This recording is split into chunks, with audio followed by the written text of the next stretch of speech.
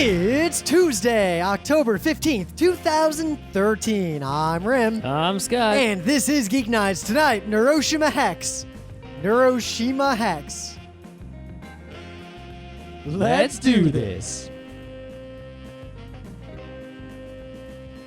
This weekend, I did something I have never done before. Our good friends Phil and Jay, we were out for Emily's birthday, and we went to an old quarry that was filled in with debris from the Big Dig in Boston. And interesting. Okay. Yeah, and I got a bunch of pictures and stuff. And we climbed up to the top of this huge rock, and then we rappelled down after Phil showed us how to tie a bunch of knots into these ropes so we wouldn't die. And then we spent the rest of the day climbing really high rocks. Clearly you didn't die. Yep, I have done. Emily took quite a fall, but she, the rope Didn't system die? all worked. Mm-hmm. And she swung out across the rock face and got belayed and hit into a rock and was fine, and then was able to get back down. Mm-hmm. And I fell off the mountain a couple of times, but again, ropes saved the day. That's what ropes do. Dungeons. I've been ropes. free climbing and bouldering, but the thing about those two things is that you climb, but you don't really go that high. Because if you go higher than a certain point You and will you die. fuck up, death. Death. And I've done all sorts. Like There are I've done people who do it trekking without and- ropes. They're crazy. Yeah. They sometimes die, and you know what? Sometimes don't. But I've never done significant climbing in a situation like this with a rope and everything all set up. And the two things I can say about this are that one, rappelling is super fun and super easy. Two, suddenly knots are not that hard to learn. No. When I was a kid, You think that the British sailors who were experts at knots were smarter than us? no, in our but I modern- realized why I never learned a goddamn knot as a kid except for the ones to tie my shoes. You didn't have to. And the square knot, exactly. If they're in Cub Scouts, they'd sit me down and they'd be like, all right, this is a sheep shank. Here's how to do it. And I just wouldn't care. If you were on a boat, you would have mastered the knots within like half a day. But then we get to the bottom and Phil hands me a rope and he's like, tie the rope like this and put it on your thing or you'll die. Yep. And I was like, how exactly do I tie this? Did I do it right? 1, 2, over and around, stab the guy in the eye, and suddenly I knew exactly how to tie all these. Right. I also finally learned what BFK stands for because I've heard this before at the top of like Big a big fucking knot? Exactly. I just heard the BFK and I never really, one of those things you don't think about. But I also learned that climbing in a situation like this, like not in a gym where there's just you and a rope and someone down in the bottom kind of watching you with the other end of the rope to make sure you don't die.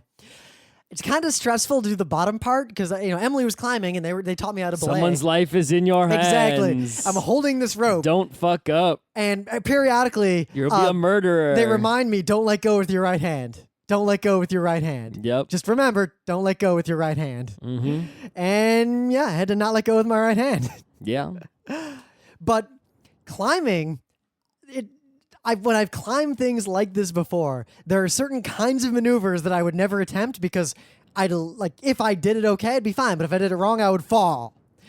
But now, those maneuvers were the only way to get up the cliff face. But if you fuck up, it's okay. Yep, as long there's as I trust the person at the bottom. It's all about even if you go to right, you might think like, oh, I'll go to a professional place, right? Well, You gotta trust that guy. You're still trusting that guy. It's like, yeah, okay, it's a professional place. You hired as someone from a company, but you could still fall and die. There'll just be a lawsuit afterwards. If you go out with your friends who are experts, it's no different. You're still trusting that guy. Well, I had There's just I had that moment, lawsuit potential. that realization long Or ago less.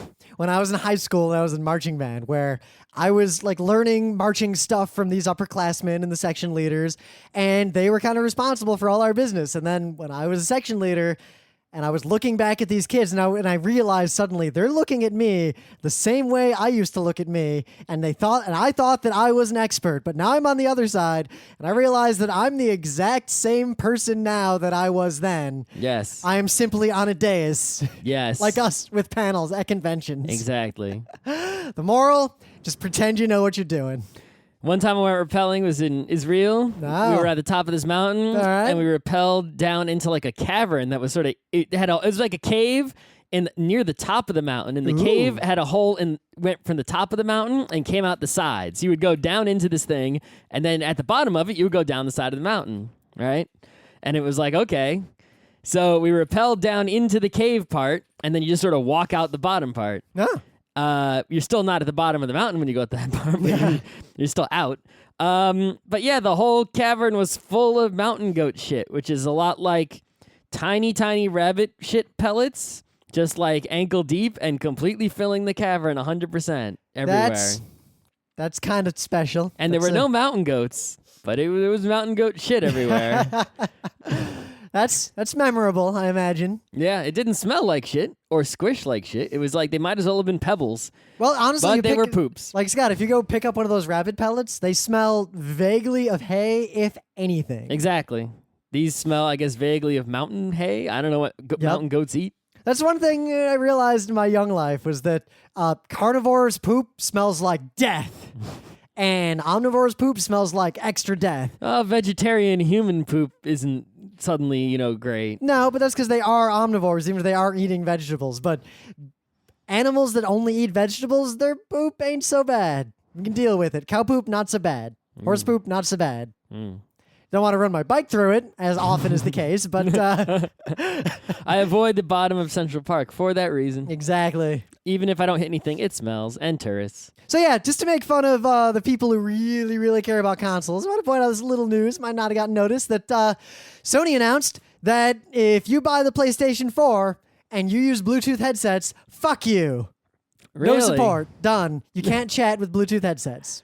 What? Well, you can't on an Xbox either. Yeah, but you could on the previous PlayStation. All right. 2, if you use a USB headset... Listen, when the Super Nintendo came out, no one talked about the playing NES games on or anything you know, I don't like know that. why? Because that was an era when the vast majority of humans, if they had a gaming console at all, had one. They had the NES. Mm-hmm. So if they bought an SNES, there was no thought of replacement. The idea was, this is a different device. The NES era went well into the SNES era. A lot of NES games that people remember that sold very well came out long after the SNES came out. And the few, the elite, who also had an old Atari, that was on the black and white TV in the den. That was on the other TV. When the N64 came out, no one cared that it didn't play SNES games. But again, that's backward compatibility with your proprietary bullshit. When the GameCube came out, no one cared it didn't play N64 games. But this is a lot like... When the Wii came out, This is it a lot actually like when did play GameCube Nintendo games. released a portable console that just didn't take normal headphone inputs because fuck you. That's what this is like. It's one thing to turn your back on backward compatibility for your own stuff. I'm not that mad about that.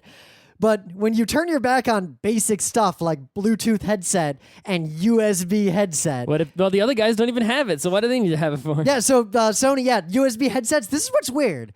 At launch, quote, USB headsets that work with the PS3, some of which are PS3 branded or Sony branded, won't work with the PS2, but Sony says that there will be a system update to address that problem at some point in the future. Okay. For Sony branded USB headsets. Okay. I wonder if they mean USB headsets in general or not. It's just kind of weird that... The rig works with Xbox. Yes, but the rig, a lot of the ways to make the rig work involve... Stupid pass-through cables. Dubious, janky pass-through cables. But I see you using those right there. I only use those because they were out. I have cables that do that without the pass-through. Notice how they're not passing through? I noticed that. That's just to plug my control room in for the time being. But it's interesting that they're It's like, I don't know, it's like if an Apple computer didn't have USB on it anymore because fuck you. Only Thunderbolt? Yeah, only Thunderbird. And Lightning Bolt? Thunderbird. Yeah. Thunderbolt. Firebird. Yeah, Phoenix. Whatever. So, I just want to point out, if you're a PC gamer, USB works fine. Yeah. Yeah. PC never has these problems. Ever. Exactly. PC has its own problems. So speaking of backwards compatible, right? What's really dumb is how companies... Even, they're not going to have the backwards compatibility, but they'll still sell you old games from the old systems digitally. Virtual console. But for some reason, it's like, okay, the virtual console would be a good excuse to just never use an emulator ever. If you had every game ever on there at a reasonable price. Well, forget the prices. They obviously don't have every game ever, and a lot of times it's for rights reasons or things like that. Other factors, for example... I like the ability to have save states and to fuck around with the ROMs. Some of the virtual console you can just kind of save, sort of. Yeah. Like you can just like pause and a game on the virtual console on the Wii, turn your Wii off, turn it back on, and you'll pick it up right where you left off. Yeah, but I want to save a Yeah, you state can't before cheat. No, you cannot. before that jump. Cheating will not happen. Because you know what? I am too old to make that jump in my first 3 tries. So those are the right. But here's something particularly egregious. All right, is when you have a game on the Virtual Console and then you take it away. On October 11th, they removed this game from Japanese and European Virtual Consoles, and on October 18th, which is 3 days from now, Friday. 9 a.m. They don't know what time zone 9 a.m., just 9 a.m. They're going to remove this game from the U.S. Wii Virtual Console. Will those people get refunds? No, it's just you. If you have it, you still have it. It's just you can't buy it. Yeah, you can't buy it now.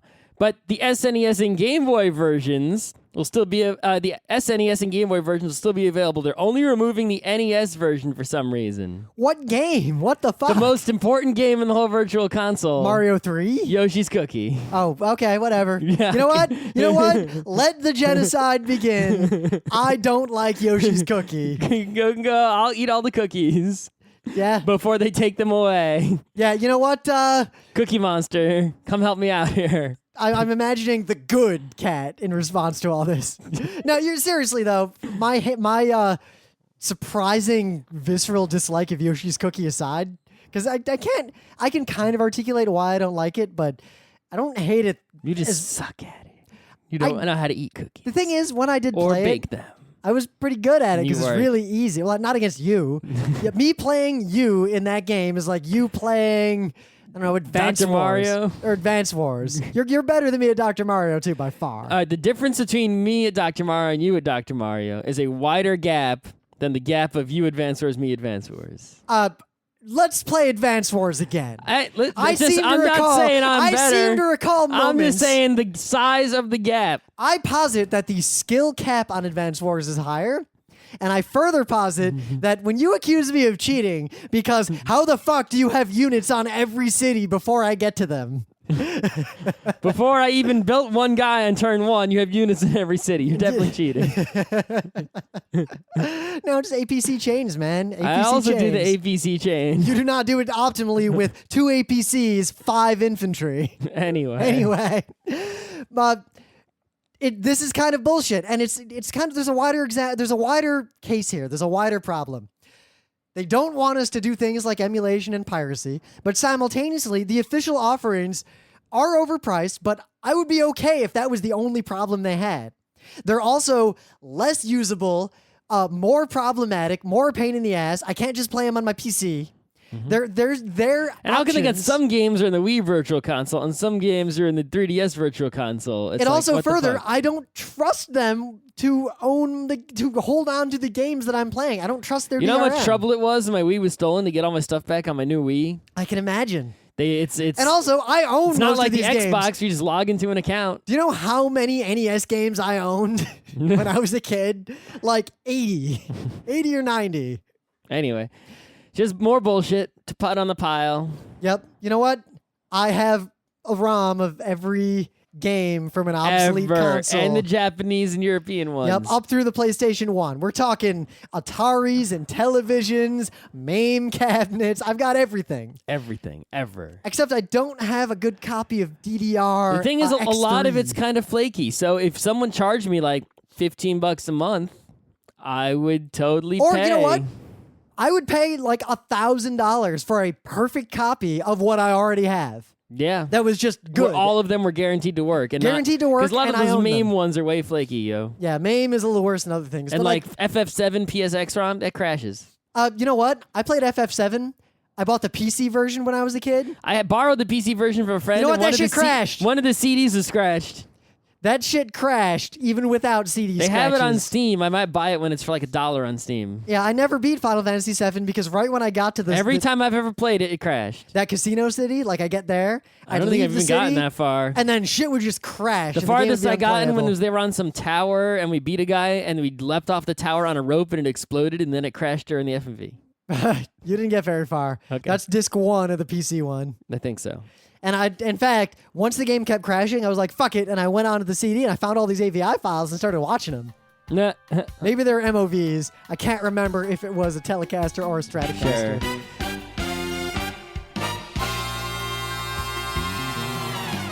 But anyway, things of the day. So Emily, the other day, she's writing a book and she needed to do some research, and she tweeted something at me, and the way that internet-y couples will have conversations with each other in the same room over Twitter.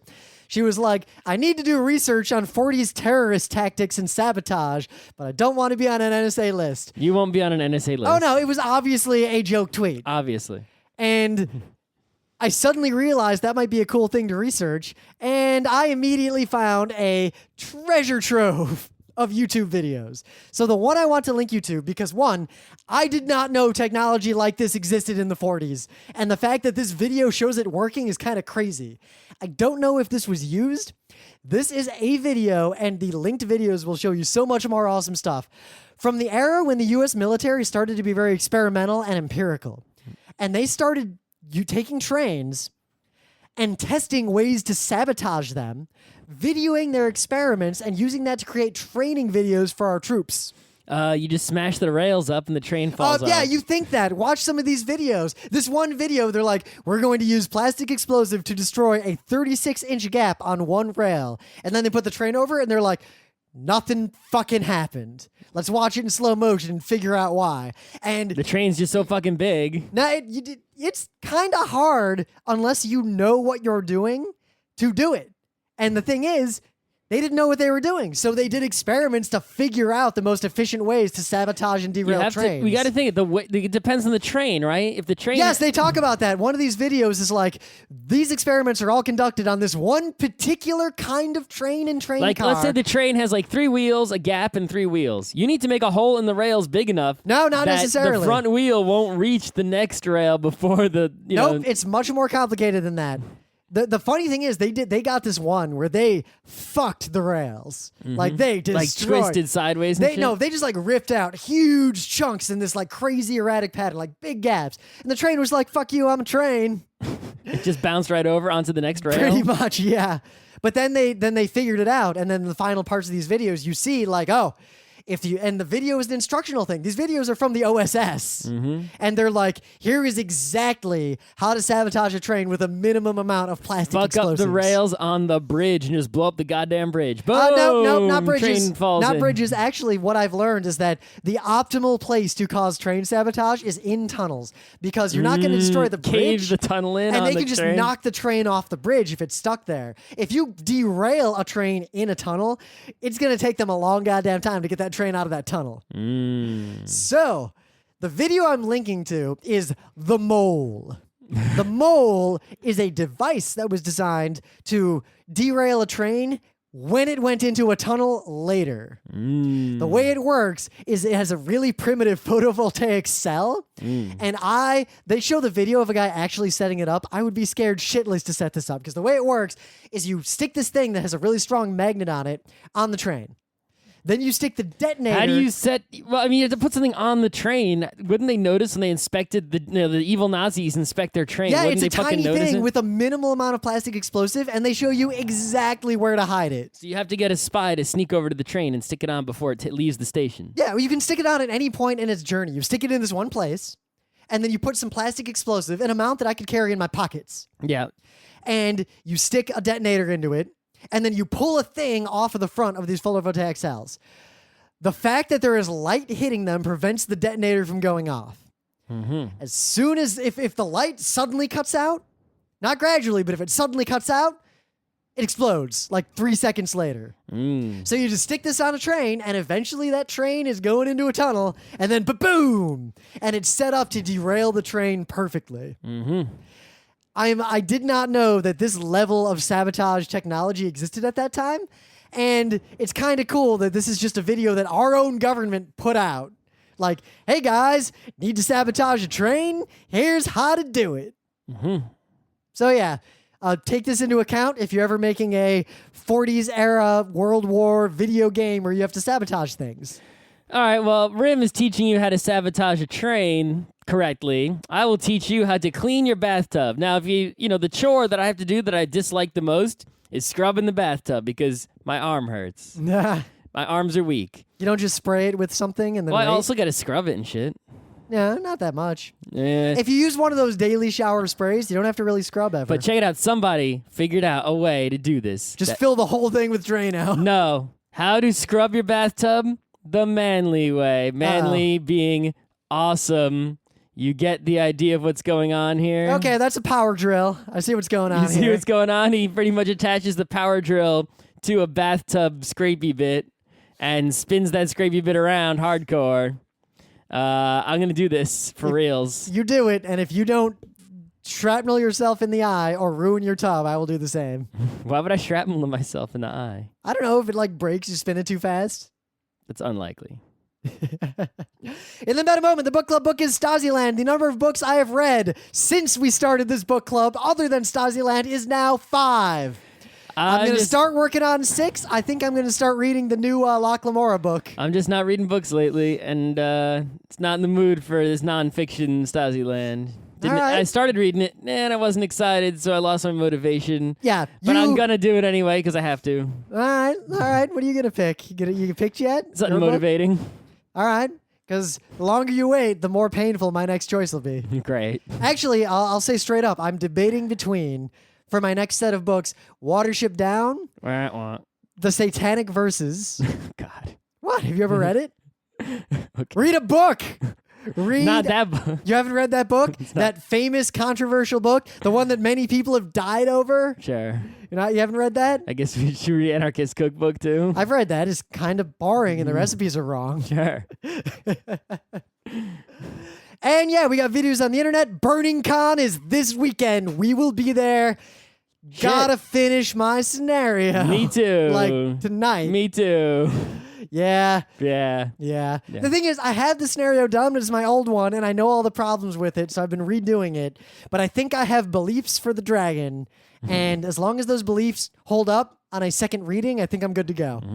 That dragon does not want what the players are going to think it wants, and I think that's going to be a good thing. Okay. Also, the dragon is actually a spaceship. The dragon does. Spoilers.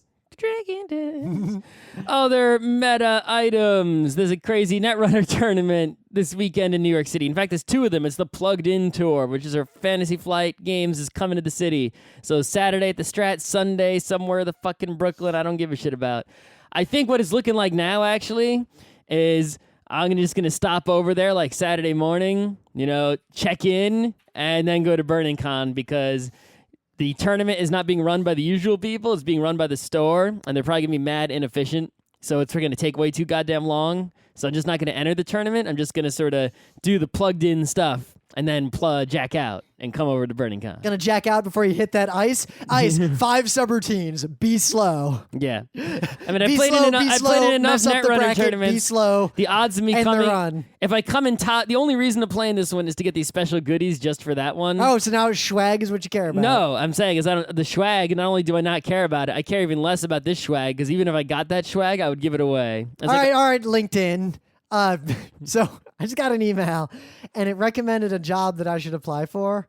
And of all the job recommendations I've ever gotten, so it's the WWE. Okay. They want a VP of digital technology. Oh, you could do that. For the WWE. I could do that. Yeah, you could do that easily. In-depth knowledge of TCP/IP and IGMP and DNS. It's in Connecticut, though. Yeah, Stanford. So, yeah. Not doing that. Nope. All right. So other meta items. So the forum is having some issues, technologically speaking. The solution we have is to get Vanilla to host it for us, which was basically I have a test forum set up with them as like the free trial, and it pretty much solves every problem we have. And right, the problem is it is expensive money. It's like $150 a month expensive, which is more than the hosting bills we pay now by a lot. Yeah, partly only because the actual audio hosting, despite the kind of ridiculous bandwidth you guys draw, because yeah, we have an X number of listeners who do like every episode as it comes out, but we have this kind of weird long tail where episodes from 7 years ago will just be downloaded a few times every day. And that all adds up a lot, and we pay almost nothing for that hosting. Right. So I'm worried that our hosting provider will one day be like, yeah, fuck you guys. Libsyn's been around long enough. I think we're good. But anyway, yeah, so I don't know where we're going to get these monies from. We got some ideas, though. Yeah, we might have to go to it and then like put a donation link on the side of the forum or something. There might be and other... then you'll be able to. Anyone who asked to join the forum. Sorry, I can't really make it happen right now. You'll have to wait until we switch over. You can email us and say hi, just so we can be like, hey. Yeah, hey. but basically what's going to happen is I'm pretty sure it's very likely we're going to do this switch over to the expensive forum now. And when we do, basically you're going to have to turn off the regular forum during the switch over. So there's going to be a no forum time period. I also noticed, I don't know if you noticed, but... Or at least the time period where you can't post or anything. It looks like there are not links to the forum discussions from episodes. I thought there were. I thought I fixed that a long time ago. I don't think... No, they're gone. Captain. That's why all the new people aren't posting in the forum. Well, we can go back and fix that at some point. Yeah. So basically, stay tuned over the next weeks and months for a bunch of sort of back-end stepping up of the Geeknights game, mostly related to the forum, but some other corporate-style things just to get us more on modern footing. And the only other convention you have to worry about is MagFest. MagFest. New Year's. MagFest. No better way in the universe to start off 2014 than to be at MagFest for all 4 days, 24/7 hotel con with music and games. Different cons have different rims at them. But if you find rim at MagFest in the evening or perhaps in the early morning... That is the strongest. It is the strongest rim. It is either the rim who's playing his third back-to-back game of Eclipse or the rim who is drunkenly wandering around the Bimani area. One of those two. My full power comes out. Depending on when the Machine Supremacy concert is, it may be a different rim altogether. That rim might be moving his chin forward and backward in a rhythm. Probably while wearing earplugs, because Yeah. Is there any other meta we have? Let's just wait. Whatever. Yep. So, I can't believe we haven't done a show about this game because I play it every day. Every time I poop. This is perhaps the only game I play almost every day. This literally is the game to play if you have to take a poop and you're a male identified gendered person. Why not a female identified person? But in my experience, most of the women I talk to think it's gross that men take so much time pooping.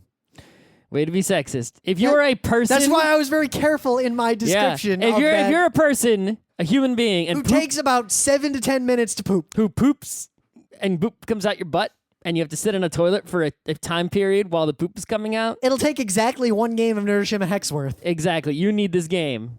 So Neuroshima Hex was originally a board game. Well, it was originally a role-playing game. What?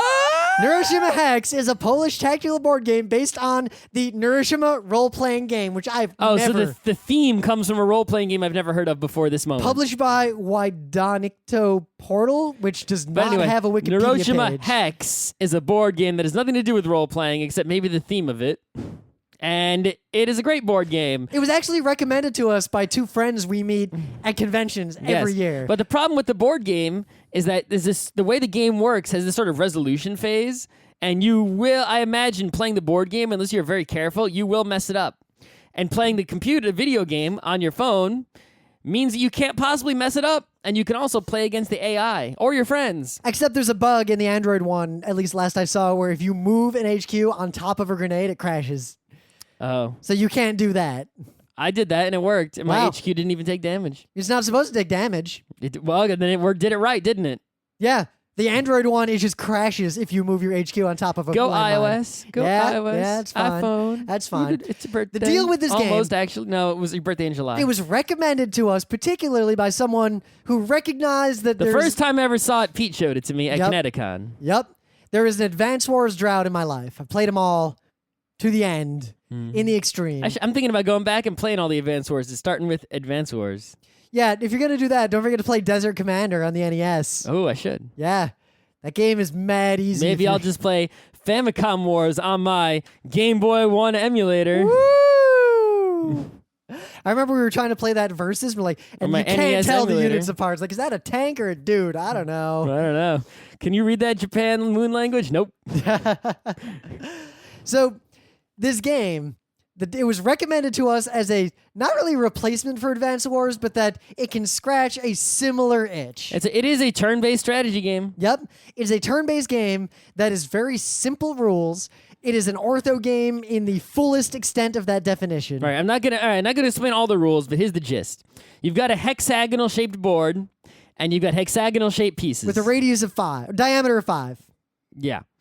On your turn, first thing, everyone has one hex piece that's the base, and the base has 20 hit points, and when it takes 20 damage, you lose. Yep. And you want to make the other people die by dealing 20 damage to them. And you've got a just bunch like of- Magic the Gathering. And you've got a bunch of other tiles that have guys with initiatives and attacks and maybe powers. And every turn, you get some pieces. You can't keep all of them. you get 3, discard 1, play the other 2. Yep, you don't even have to play the other 2. You can play like 1 if you want. Yep, you can throw the other ones away. You can hold on to them and use them another turn. But you play hexes on the board, and then whenever there's a battle, all the pieces sort of do their thing in initiative order, dealing damage to adjacent pieces or pieces far away, and pieces shoot each other, pieces shoot bases, pieces can net other pieces to prevent them from doing anything, pieces boost other pieces, increase their damage. Every different headquarters, every different faction has a different special power, etc. So it's all about placing your pieces in the right order, triggering battles, moving pieces, etc. So that when the battle happens, you deal more damage to the other guy than he does to you. Or even if you take more damage, you kill so many of his guys that you're gonna kill him off in the next battle or whatever. You don't even have to kill him completely. You just have to do more damage than you got dealt over the course of the game. Now you can idly play this 3 or 4 player, but that shit sucks for all the reasons we've talked about in the lectures for the last 7 or 8 years. 2-player is the way to go. It's a 2-player game. Even against the computer, I play this 2-player. And I think in a recent update, the AI has gotten way, way better. I had a period of time where the AI literally could not even beat me, let alone it couldn't even damage me that much. Now I'm losing once in a while. And I'm also, because I used to just play blue guy every time. Well, because blue guy is the best OP hacks. Yes, now I sort of play random guy against random guy. Sometimes I get blue. Sometimes I'm against blue. Sometimes blue isn't even in there. 3 colors. Mm-hmm. I've played them all, but I only play blue. Though when we play, Scott and I, we both ban blue. No blue because it's too powerful. Blue, light purple, or dark purple. Those are my 3. Those are okay. Also, I can consistently I've gotten beat blue better with dark at. I'm trying to purple. get better at using money guy who takes over the other guy's units.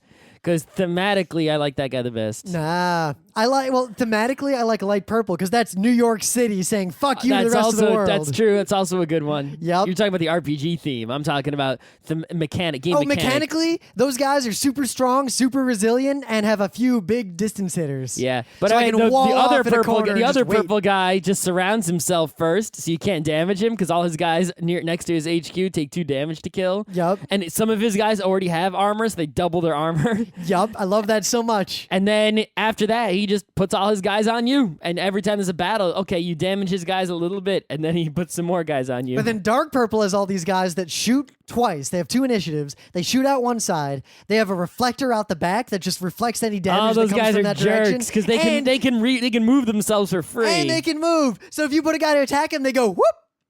Yeah. And if you put one of those guys attacking and you put a damage multiplier on him, shit's fucked. The worst is I had a guy and I was attacking his HQ with big ranged weapons, like double damages, and it was like going to do 3 damage to him twice.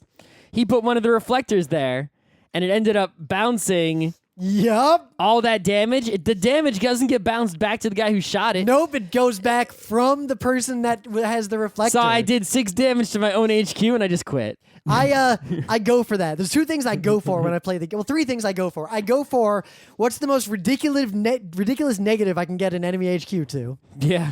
What's the what? I don't remember what exactly I go for because I haven't played it in a couple days because my poops have been too short. Uh-oh, short poops. Yeah, I got to start pooping longer. Eat more. Yeah. Eat more nasty food. Oh, I always go for the reflection onto the HQ, Mm-hmm. or I go for doing something really angering with like Red's bomb. Red's bomb, or any of the weird pieces like that. Yeah. The one thing about this game, though, is that no matter how good you are, there is a luck element that can happen. Huge luck element. It's like if you just start the game and your first 3 pieces are all movement pieces. It's like, well, now you have to throw one of those away, which you kind of wanted later on when it would be really useful. And you don't have any guys to put on the board. Yep, sometimes... And if you try to keep your movement pieces, well, you're going to only draw 1 new piece now. Sometimes with blue, I'll get my awesome net guys when there's no way to use them effectively. Yeah, it'll be like, well, I can't put him right next to his HQ right now because it's all clogged up. And no matter how many battles there are, it'll stay clogged up. So now I have to use my awesome triple damage net guy, which I only have 2 of, which are the only way I can win this game, and use him to kill like a nothing out in the middle of nowhere and hope I get enough movement pieces to move him closer to the HQ later, which will not happen ever. But the game has a nice cascade of that you make quick decisions, discard a piece, play 2. Yeah, back each turn, you don't make such a small decision that it's almost meaningless. Like Ticket to Ride is like, on your turn, it's like you make almost no decision. Yep, it's the so decisions small. matter a huge amount. Every move you make, the slight rotation of a piece matters so much in the end. You make a significant but quick decision each turn that matters a ton, and you take lots and lots of turns going back and forth, back and forth, back and forth.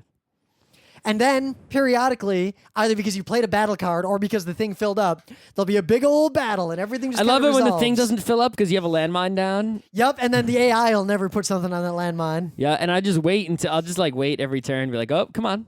Yep. What are you I will gonna do? also very often wait just to force the other guy to spark the battle so I can then move in on his now clear base. Another thing is I'll put a landmine next to myself, like in a defensive position. Yep. And then when the time is right, I'll actually use a useless piece to get rid of my own landmine, then put a good piece there for super defense. Or the classic piece. I feel like the AI, at least on iOS, and Android, is obsessed with doing this. If he can bump a guy into a landmine, he'll do it no matter what. Yes, that happens a lot. That is his favorite thing to do. Mm-hmm. I don't always do it, but he will do it to the exclusion of all other good ideas. Yeah, it doesn't seem like it's not like a super intelligent AI. It's just like It's competent. It's like I don't understand. It has certain patterns that it follow that are relatively complex. Like somebody went in and hard coded in a bunch of rules, right? Like do this, do this, do this, do this, do this, and one of those rules is bump a guy into the landmine. It's definitely but because a human hard coded all these rules, it actually ends up being pretty damn good at the game. Yep, there's no way it's adaptive because the same things always work on it. And sometimes, occasionally, it will do something really dumb, for no reason. Yep. I don't think it quite understands the ramification of reflected damage. No. And the other thing that really ruins me at this game is when I misinterpret what is going to happen. Yep. Either because I wasn't paying attention. Yep. Or because I didn't know the rule about something. And I never read the rules. I literally just played this game 100% by trial and error. You can keep opening. There's an interface you can open that lets you click on like any hex, and it will tell you what that piece does. And a lot of times it's like, oh, I didn't realize that guy was absorbing the power. Like, for example, there's a guy who absorbs the powers given to by enemy boosts. So if I have a +1 melee... I love that guy. If I have a +1 melee damage and he's next to it, he's getting +1 melee damage. And you have to look really carefully to realize that. So, that's one thing. Did you know that guy absorbs powers from enemy HQs? If you put him I knew that. If you put him next to the light purple HQ, well, he's got super armor. Oh shit, I did not know that. And I ended up getting fucked by it. Yeah. He was next to my green HQ and he attacked again. And I was like, no, what? Oh, no. No, that moment. Because there is no visual indication of that. You just have to know the rules and then look and see that. Now, playing this game by trial and error was interesting because I would often be confronted with situations that made no sense, and then the game almost became figure out what the rule was with that particular piece because I didn't understand why what happened. Yep. Or, dang, I would have put that guy there. I would have used my gun to kill a guy if I would have known. And I think it's more fun if you don't read the rules and just try to play the game. What's also weird is like some of the snipers will just kill a guy no matter how much health he has, and some of them it's like, nope, does 1 damage. It's like, how do I know the difference? Though, one thing that I have thought of recently, I accidentally, because I got an Android phone, a new one, and I started playing Neuroshima Hex on the subway once, and there was all this music and sound effects that I had never heard before. Oh, why? Because when I first installed the game, I turned off all the sound effects because I always played it in the bathroom. Oh, I just turned the sound down? I don't play games in the bathroom with sound. Yeah, when I go into the bathroom, I turn the volume down on the phone. But I just leave the volume off because I only play this game when I'm pooping. Okay. Yeah, all the different guys make different noises. Like the chainsaw guy goes, ring, ring, yeah, ring, ring, and the gun guy's like, pa, pa, pa, pa. It's pretty interesting. What's interesting is I've played as red, and I find red really powerful, but I don't like red. Not only I red viscerally don't like playing red. Red might be my least favorite guy to play as or against. Because yellow's just sad and kind of sucks, but red is good. Yellow isn't and- that sad. Yeah, Yellow can do a ton of damage. If yellow has like one good battle, he just go. You play yellow, I'll play any color. I'll beat you. Or do you deny that yellow? Yellow will lose? also has some tricky net guys too. Yeah, whatever. A couple of net guys. They don't do The guy 3 who damage. has the net on the left and the right with the damage in the middle. Yeah, 1 damage in the middle, initiative 2. What the fuck ever. That guy can be really. He'll come in and be like, boom, at the right moment. You'd be like, shit. Yep. Better than purple guys. Spend a health from the HQ to net anybody. That guy's pretty good. Yup. You know what's really good is when that guy you netted got killed and then you can net someone else. Exactly. Or Especially if you have the get thing that lets you net for free. The thing that lets you net for free. Oh my god! I just stick that way out somewhere. It's like, yeah, go attack that. Yeah, go kill it. Go waste a guy attacking that thing. Meanwhile, oh, I netted you. Yeah, what? Now, despite the extremely high luck component in this game, it's very well balanced. And it's interesting. If you play enough games, the better player will win all of them. And most of them. The golf in skill is pretty high. Like if you play this game, like if Scott or I play this game against someone who's played it maybe 10 or 15 times, we would crush them automatically. Playing against someone who's never played it before, like I wouldn't even be trying to win. I'd be trying to like not take any damage and bring them down to 0. Yep. Someone who's played this game, who's pooped a lot, will be incredibly good at this game. There is actually a wide gulf of skill before the luck becomes the deciding factor. Yep. And even then, it's only the deciding factor per game. And in the advanced play, like when you've got, like if Scott and I play at this point, there's a lot of the bluff factor because we both have memorized all the tiles. Yep. So Yeah, that's the highest level of play that I haven't reached just because laziness is. Well, I've memorized all the tiles of some of the sets. Memorize all the tiles and then count the tiles because you see when someone discards a piece, so you can figure out exactly which tiles they have left in their stack and be like, aha, he doesn't have any net guys left. The only way he can stop this move is if he has a net guy left, which he definitely doesn't have. I gotcha. I do it the same way I do hearts, because usually when I play hearts, I'm playing socially, so I don't maintain a complete and total count in my head, just because it's not worth the effort unless we're playing It's for like, money. oh, that set has 3 reflecting guys, and I've killed 2. There's only 1 left. Yep. I gotcha. So I do a soft count. I basically remember for each set the number of guys that can fuck up my day, and I count how many of them I've seen. Yep. So I know how many guys remain that could fuck up my day. Like purples drop in on top of any guy killing him. One time, I was playing as purple. I got that piece. I realized what it did. I dropped it. It literally was like the biggest swing in points. It killed. It has 4 damages. It does. It killed 4 enemy guys. Yup. Took no damage. Saved my HQ from like a zillion damage. And the guy. It was just unbelievable placement. It was the best thing ever. But seriously, what else can we say? This is a game that is so cheap. It's on every phone unless you have like an old you do Palm have to Pre. pay more if you want all the colors. I say I played it for a long ass time without buying the extra. Just with the 4 base colors. Just with the 4 base colors. And then until I got bored of that, and then I just bought all the expansions in a bundle, and then it was worth it. I played the game so much, I was willing to pay that much for it. I mean, other mobile phone games I've played sort of come and go, right? Like Angry Birds, played it a ton, and then I haven't played Angry Birds in 100 years. You know, various tower defenses on my phone, played a whole bunch, then stopped playing. This is the only game that has true staying power. Every poop, I'll never delete this game from my phone. Even really good phone games like Super Hexagon. It's like, yeah, I haven't played that on my phone in forever. But I will always play Neuroshima Hex, probably. Ultimate phone, #1 phone game of all time. It's a good game of skill. It's like a puzzle. It requires a lot of thought to be good at. While there's randomness, it's mitigated randomness, and part of your job as a player is to understand the effect of the randomness and try to plan And for if you it. got fucked by randomness, just restart the game and play a new one. Yep. Before your poop is over. There is no excuse not to have this game on your phone, unless you are the kind of person. If I see someone who's a nerd, I expect this game to be on their phone. I expect that they're playing it when they're in a convention stall pooping. Yeah, and the other thing is a lot of other board games that are on phones or tablets are really only good for like, you know, Extended diarrhea sessions. well, you know, everyone's sitting around playing, say, Puerto Rico on the iPad or something like that. Yeah, right? you're not going to play against the AI with settlers and have a good time. Exactly, but this game is both sort of a Germanish, it's not German, but, you know, a really good board game that you can also play on your phone, and it will do so frequently. Yep. Every day, in fact. And you know what? It's also a good idle game to play with people. Like if you're standing on a tram. It's got hot swap, so your friend doesn't even need to have it. Yep. And you can also connect phone to phone. Only with iOS. Yeah. Not with Android. That sucks. But yeah, if you're just waiting in line at, say, a PAX, or you're on a tram trying to get to a PAX, it's about one game's worth is the time it takes you to get anywhere. Yeah, so you take a turn, give the phone to your friend. They take a turn, give it back to you. Take a turn. And then eventually it's going to be done real quick. Yeah. You could play it while you're waiting for a meal to come at a restaurant after you've ordered.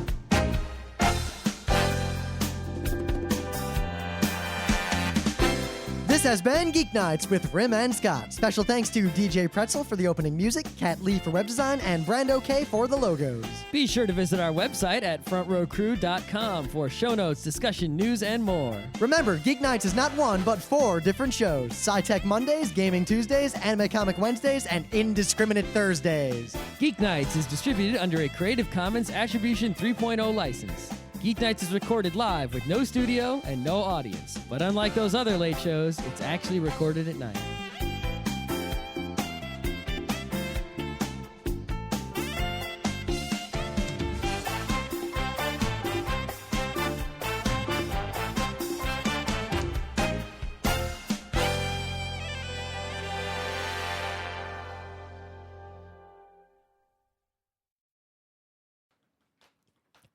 Magic Man. Magic Man is the best character. He actually came back recently. I know, but he said I'm not coming back.